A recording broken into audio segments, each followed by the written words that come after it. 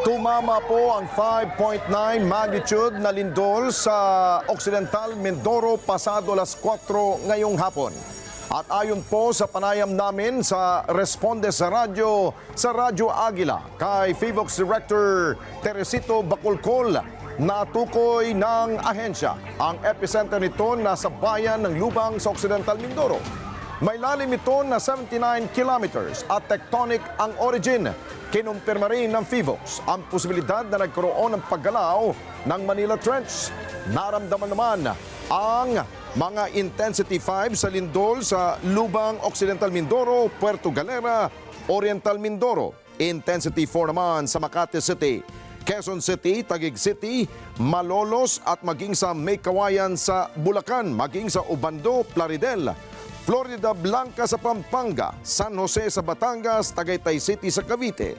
Intensity 3 naman sa Caloocan City, Pasig City, Cuenca at Talisay naman sa lalawigan ng Batangas, Bacoor City, General Trias sa Cavite, Rodriguez Rizal, Mamburao, Occidental Mindoro.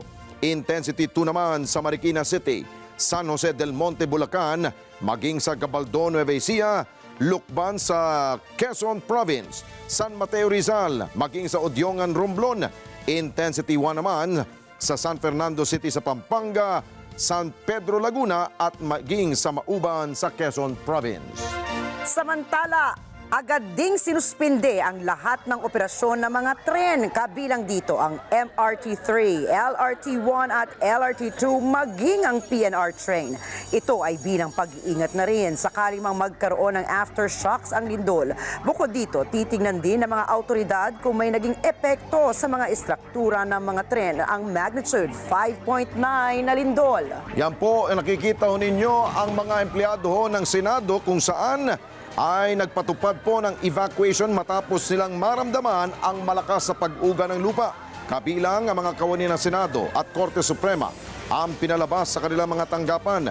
Ganito rin ang naging senaryo sa ilang establishmento at opisina sa Metro Manila, habang sa Bulacan State University at ilang pribadong paaralan sa QC ay mabilis ding nag-evacuate at nagkansela ng klase. Maraming salamat sa inyo pong pagsubaybay sa Mata ng Agila Primetime. Para malaman ang matatag, matapang at matapat na mga balita, i-follow lamang at mag-subscribe sa @Net25 TV.